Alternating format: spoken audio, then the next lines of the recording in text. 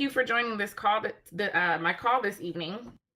So our calls are on the third Tuesday of every month. The next call will be November 15th.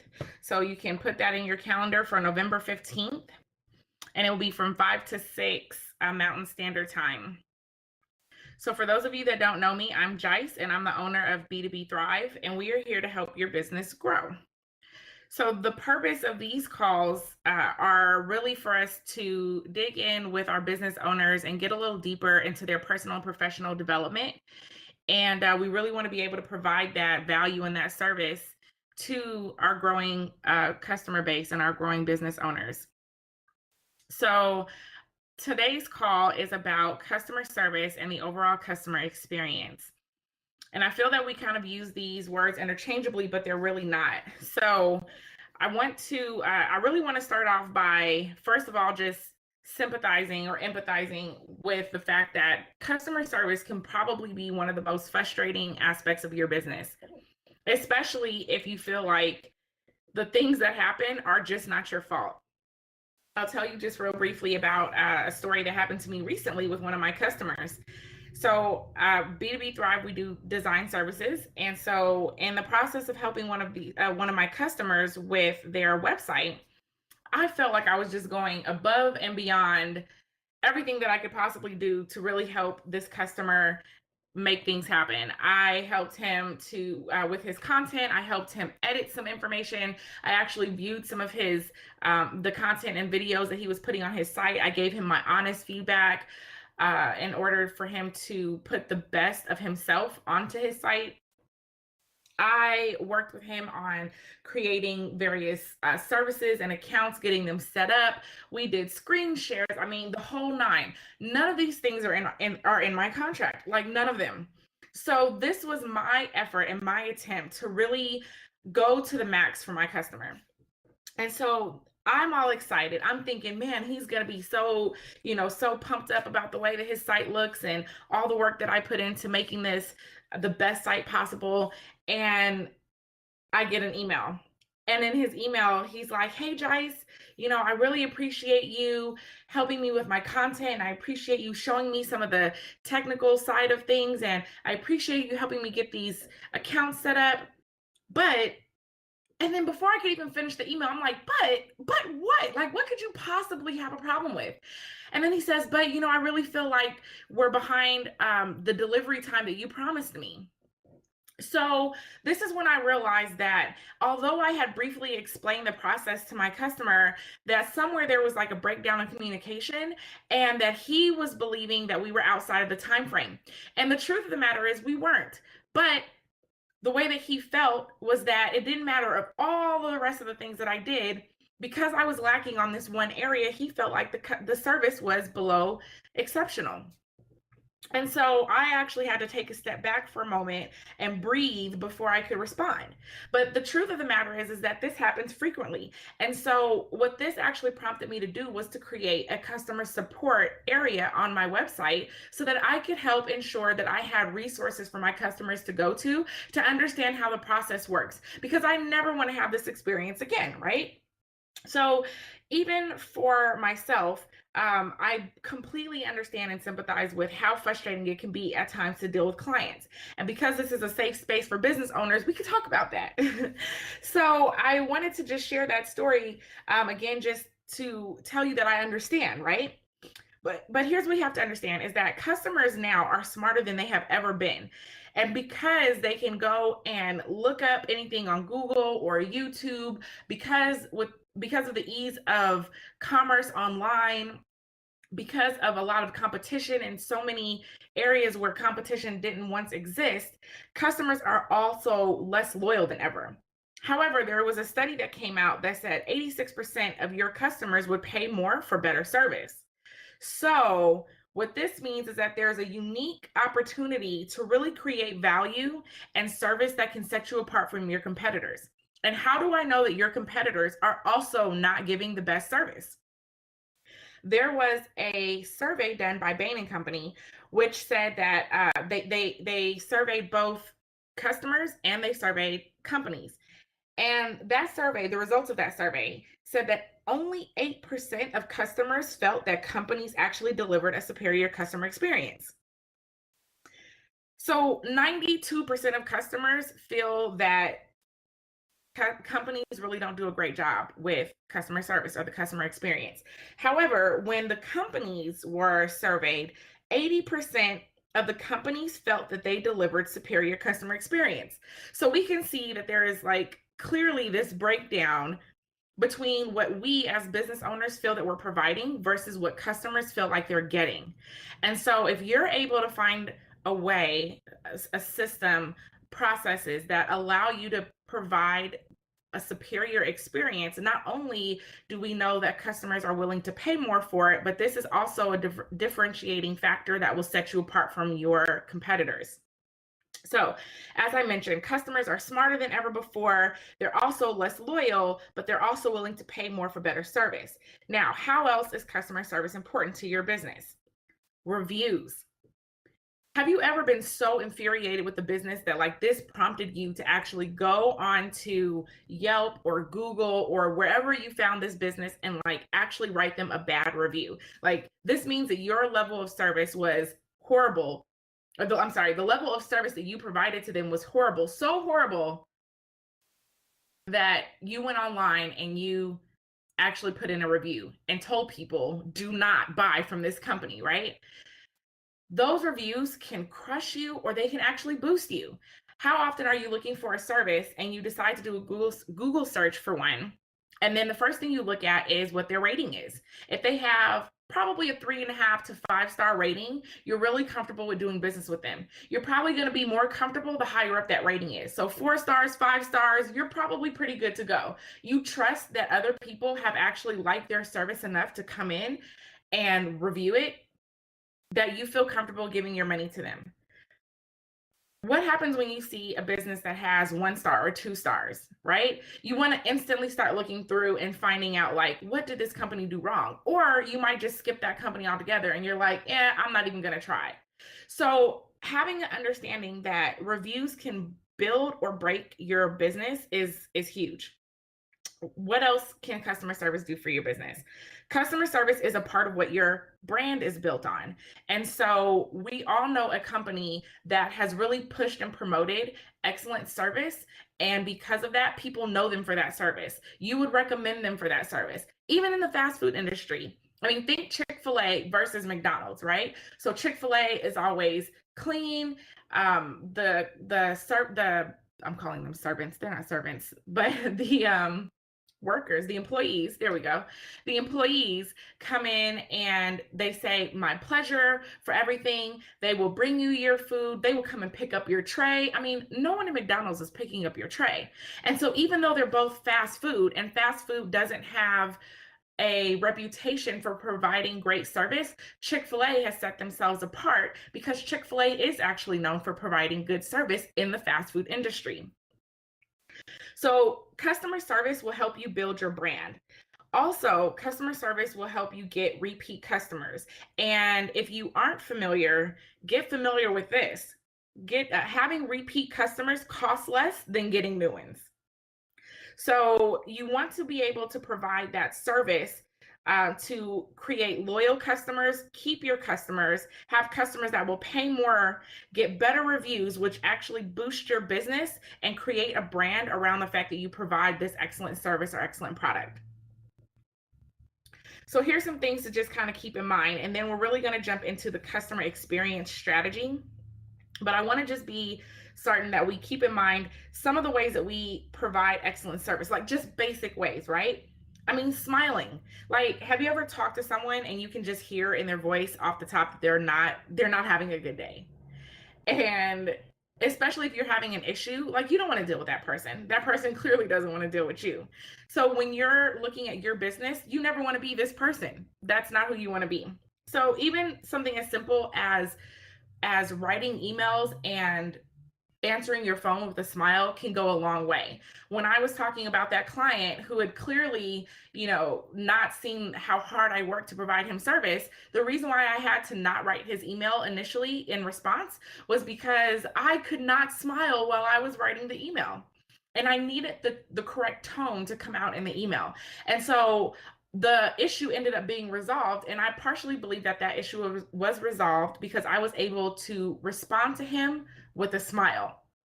Took me a minute, but I was able to do it. So I also want to point out that you need to be providing service at every channel that you use. So if you use Twitter, Facebook, Instagram, you have a website, you have newsletters, if you are providing a channel out to customers, you need to be providing service both ways. So that might be one thing when you think about how you're going to expand on your social media. Social media can be huge. It can also be daunting. It can also be difficult to keep up with.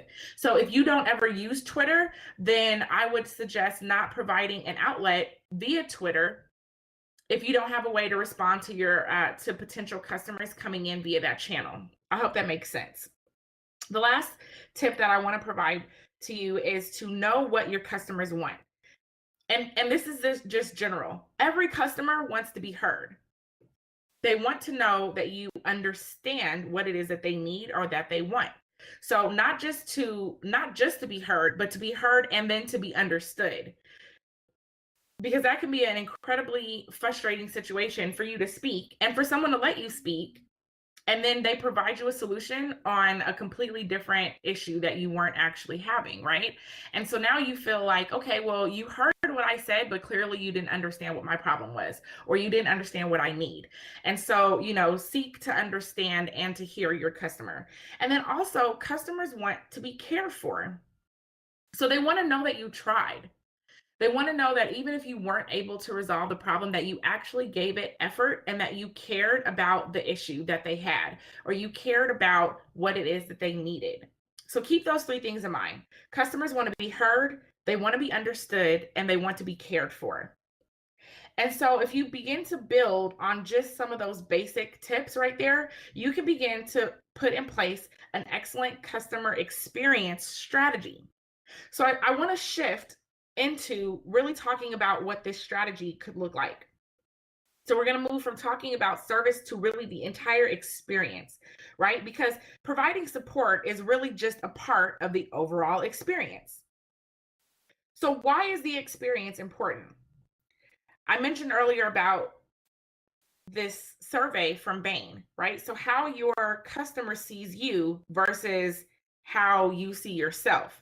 And so the experience is all about from the first touch all the way through the end. And if you really want to know, what statistics are showing is that the customer experience is down this year. So I mentioned earlier that creating a superior experience can really make you stand out from your competition. So what are some things that you can begin to implement inside of your strategy that can help you create this experience? Part of that might be using something called a CRM or a customer relations manager. This can really help. So the technical side of this can be that a customer relations manager can help you determine buying patterns, personal information about your customer, dates, reminders, notes from your last conversation, all of those things, right? But remember, we talked about your customer being heard and understood and cared for. So a customer relations manager can help you really keep notes around what it is that your customer is looking for, what it is that they need. And also, especially if you have like a service-based industry, it can help you remember the last time that you spoke to that customer and what it is that you spoke about. And that helps you build relationships. That helps your customer feel cared for. So in addition, you can also look at how you keep in touch. You can begin to make offers through email. You can put out tips. You can put out videos. But just keeping your brand in front of your customers is definitely a way to build that rapport and to build loyal customers. So using a CRM, keeping in touch, oftentimes that keeping in touch will be through email. One of the other things you can implement are drip campaigns. If you're not familiar with the drip campaign, it is basically pre-written campaigns that will go out to your list or your customer base over a set amount of time. So this allows you to break up an offer or break up some information or really begin to create a campaign that will draw and pull customers in. So you can release a few of those, once or twice a year, and that will help you to keep in touch with your customers and also keep them engaged with what you're putting out. So I wanted to provide a couple of those tips. The next one that I'll talk about is follow-up surveys. So you don't just want to ask, or I'm sorry, you don't just want to put out information to your customers. You also want to ask your customers what you can do on the back end to follow up with them, how your service was, how your product is, if they're having any trouble with it. You can follow up with your customers, and that really creates an overall experience. So let's say, I don't know, you have a skincare product and you expect that your customer will see good results from this product in 1 to 2 weeks. So you should have a system that allows you to follow up and ask, how are the results of using my, ABC skin softener product, lotion, whatever.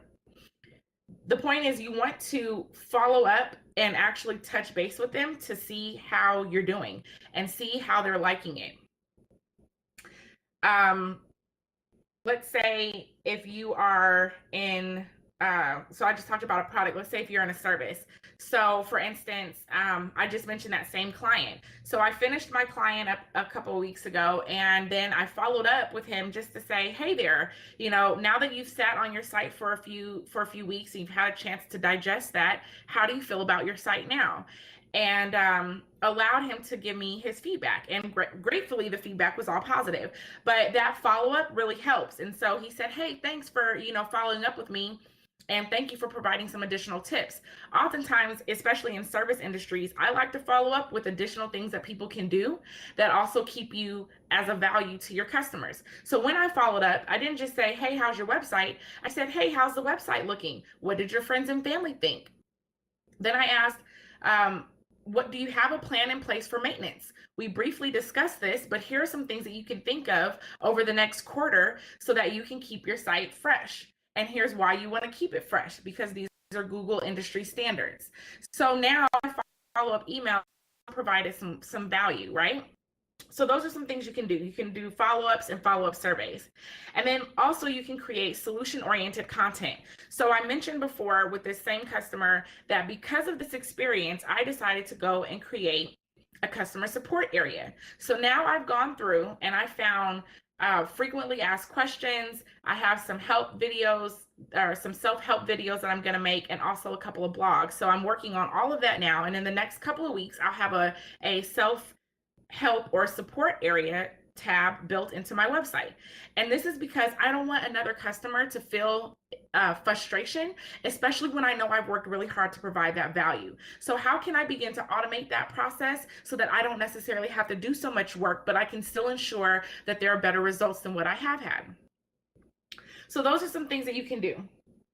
So I mentioned earlier that value is worth money. We know for a fact that customers are willing to pay more for what they perceive as greater value. So to do this, you need to begin to create processes that deliver value over and over again. And this is really where that productivity piece comes into play. For instance, I mentioned the FAQ section. If I know that I have questions that I always have to answer, what happens if I put in an initial 1 or 2 hours to create an FAQ section versus every time a customer has that question, I have to spend 20 or 30 minutes going through and answering these questions that I already know the average customer has? What you want to be able to do is to create a process that delivers value over and over again. This will then free up your time and level of frustration further down the line. And it doesn't mean that creating it once will forever take care of the problem, but you got to start somewhere. And so over time, as you continue to build out your business, you may be able to find areas in your support or service for your customer that you can continue to grow upon that will enhance the customer experience. So creating this overall experience really requires for you to go through every single touch point and make it great. Oh God, that sounded like Donald Trump. I don't want to sound like Donald Trump. Let's say that again. This requires you to go through every touch point and really make every touch point count. Make it valuable for your customer. So that would be everything from your prospecting, how you bring in your customers. If you have a retail location, maybe how the storefront or how people begin to walk into your space and see what that looks like, all the way through the support part. So now after they have purchased a product or after they have purchased a service, how do you support them in the use of that product or service? How do you bring them back through the door to purchase from you again? or to work with you again, right? So every single touch point. And sometimes this really means that you have to start thinking like the customer. This means that you might have to walk through your business like you're the customer. Just recently, I created an assessment, and I wanted to make sure that that assessment was good from the beginning to the end. So I reached out to a few friends, business owner friends, and I said, hey, can you walk through this assessment for me? Let's go through the whole process, because I want to make sure that it's seamless and that I haven't forgotten anything. Because when I launch this out to the public, I want to know that what my customers are receiving is going to be fantastic. So I was able to go through and make some tweaks based off of the experiences that other business owners, other people who would typically use my services had. And I did this through using some close friends. And so when you're going through your process, you may consider a strategy of speaking with some friends and asking them to walk through the process for you and to be objective and give you some feedback, constructive feedback, but feedback all the same, so that you can begin to make sure that all of your processes are in place to provide your customer with an excellent experience. So how do we begin to create this strategy? It actually looks different per industry. So I want to provide some overall or overarching concepts that are not industry specific. The first thing you really want to ask yourself is, what is your vision for your customer? You can really figure this out by creating some statements that will help you guide your employees and your company through what it is that you want to see for your customer. Then you have to ask yourself, who are your customers? Sometimes we think this is really simple, but in reality, one of the things that we can do to create that strategy is to create a customer profile or a customer persona. So let me give you an example of, say, what a customer persona looks like. You can say, Sharon is 32 years old. She likes new technology. She's tech savvy enough to follow a video tutorial. Whereas Christian, who's 55, he needs to be able to follow clear instructions on a web page. So what you've done is you've personified, or you've created like these people that would be your typical customer. And you've given them a personality or a skill set to be able to determine how you can best serve Sharon, who may be able to follow you on a video, versus Christian, who might need some more support via your website. And through creating those personas, you can now begin to create the content that's needed to help each of those customer personas. The other thing you can do is create something called a customer profile. Now, a customer profile is a description of a customer or a set of customers, and those usually include things like your demographic information, such as your geographic location, or your psychographic characteristics, buying patterns, creditworthiness, purchase history, things like that. Creating customer profiles oftentimes will require for you to do a little bit of research, but depending on what your industry is, most likely you can find some of that research on some online databases. So I would encourage for you to have a vision for what your customer looks like, but also have a very clear picture of who your customer is. The next part of that strategy is to really get emotional. Think about loyalty. Loyalty is created through emotion. Like 50% of experience is based off of emotion. How did I feel when I went through this buying process? How did I feel when I received this service? How did I feel when I walked out the door with this product in my hand? Think about Apple or Mac users. I think that they're hilarious. Okay, first of all, I'm a PC kind of gal, okay? But I always find it funny that like Mac users, they really think that they are superior to PC users. Like they're not like, oh, you don't know how to use this. Let me show you. I do this on a Mac. Or, oh, that program, that's not that great. If you had a Mac, you could do this. And so I always find Mac users to be hilarious. But if you think about that, it's really the branding that Apple did, right? I mean, Apple said our product is superior than a PC. PC, those are common. If you get a Mac, if you get an Apple product, you have the best of the best. And so when you've saved up all that money for the latest iPhone 7, you feel like you have the best service or product, out on the market, and that makes you carry your phone differently, and it makes you worry about the kids spilling something on. I mean, you just act differently, right? So I digress. But my point here is that a lot of our experience is based on emotion. And that loyalty is built because you have an emotional attachment. Something made you feel good. You saw someone really exert effort to solve your issues. Like, these things make you feel good, and this is what builds in that loyalty. Think about a brand that you are loyal to, or it could be a company or a service. It could be your favorite restaurant. What makes you continue to go back there? And then ask yourself if your business gives that same feeling to your customers. Okay, so the next thing is you want to take a look at getting feedback. So we kind of talked about that earlier, for instance, using follow-up surveys. But some of the things that you want to find out are how you're doing, right? So ask your customer, how am I doing? How can I deliver better? Give feedback on your team. I remember this one time I was working with a customer, and unfortunately, he did not have a great experience with one of my teammates. This is not a problem. I was able to rectify the situation. But part of the reason why I was able to rectify the situation is because when I saw him pull away and consider other services, I asked, how can I help you with this? And he said, well, I really didn't enjoy working with this person. So I was able to dig in a little deeper.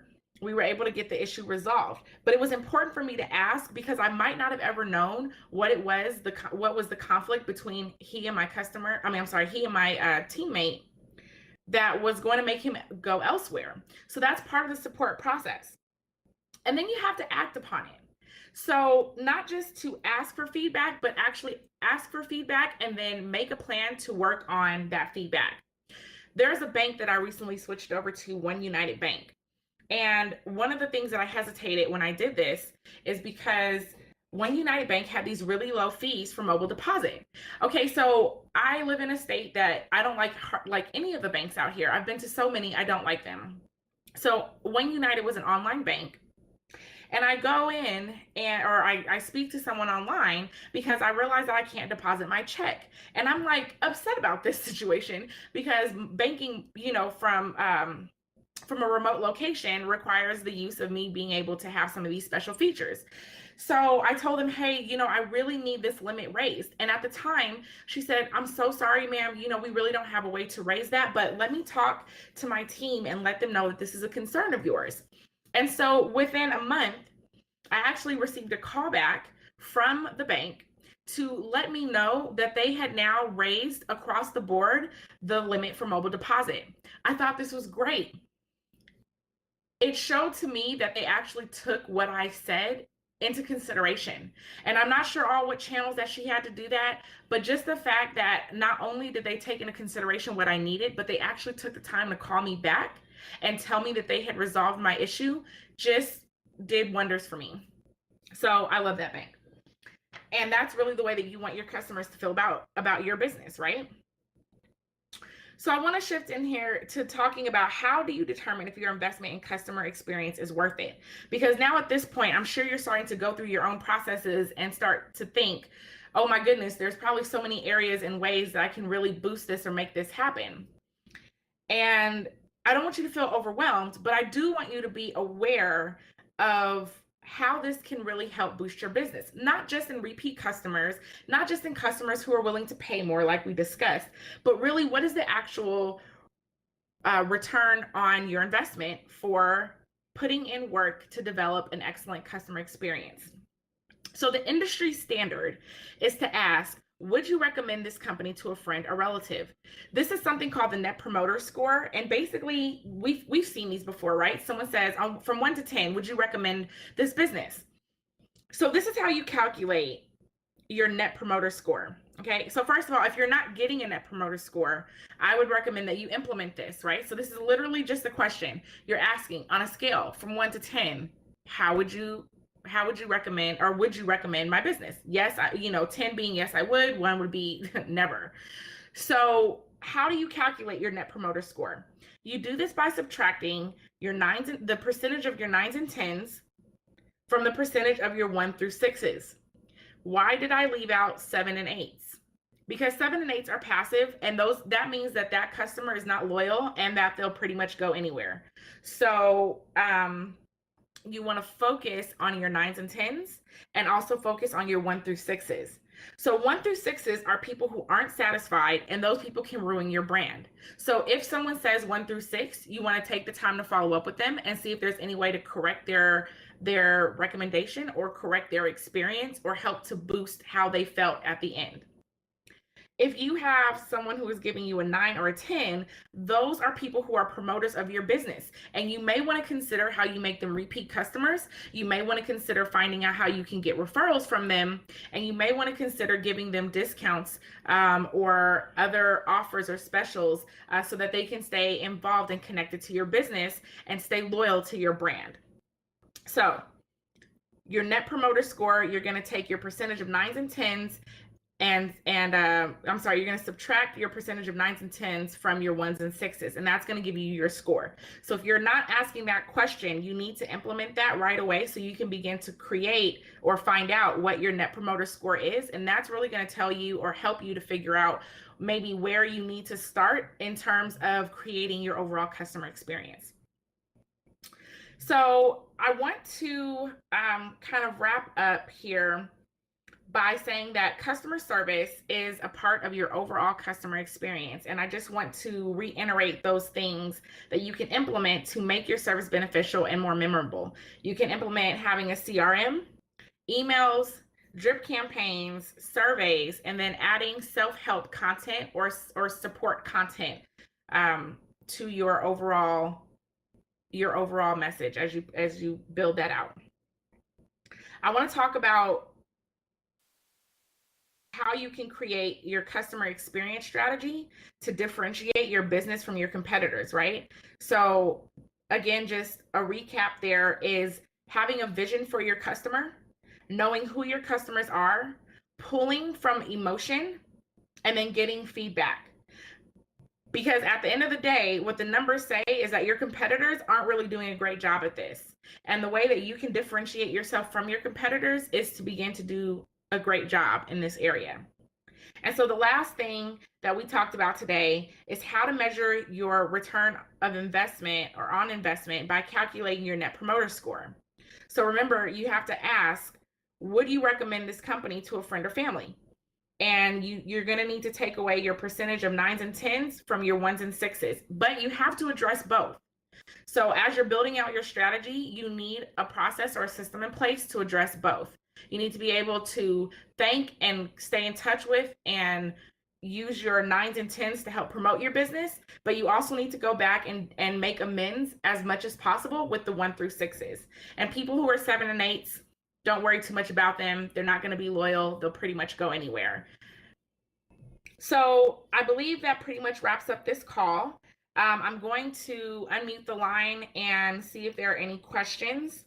And then before I get into that Q&A, I just want to remind you that the next call is going to be on November 15th. And then if you are interested in working with me, I do work with businesses to help them increase their productivity and get more done in less time. And I do one-on-one and group coaching. So you can always find us at b2bthrive.com. And if you found this call helpful, then I would really ask and encourage you to please share with a fellow business owner so that we can really make this valuable for you.